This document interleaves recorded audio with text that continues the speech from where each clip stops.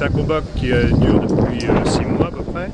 Donc le problème c'est qu'il y a eu une signature au niveau national entre l'UMM et les différents syndicats au niveau national et qui était moins avantageuse que la convention collective de la métallurgie de l'Indre.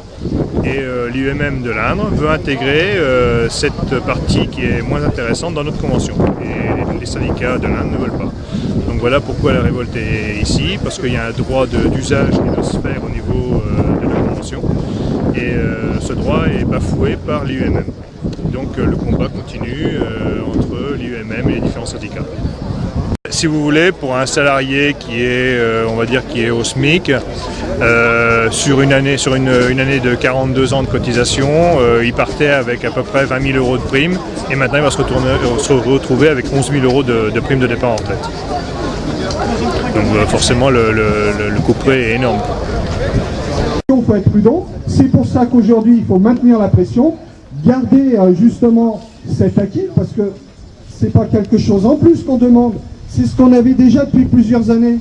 Il faut savoir, dans les sociétés, 1 an ou 1 an et demi avant le départ en retraite, on vous propose des transactions, des séparations à l'amiable, qui elles sont rémunérées sur la prime de licenciement.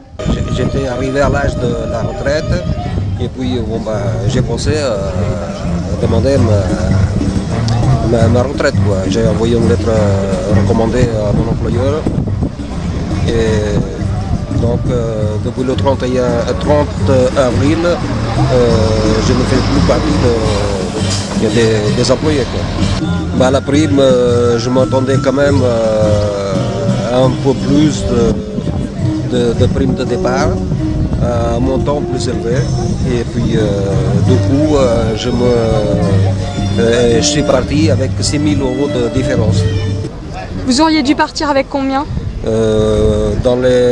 Entre 16 000 € à peu près. J'ai travaillé pendant 33 ans de nuit, toujours de nuit, et puis je m'attendais quand même de la part de la direction un peu plus de gratification.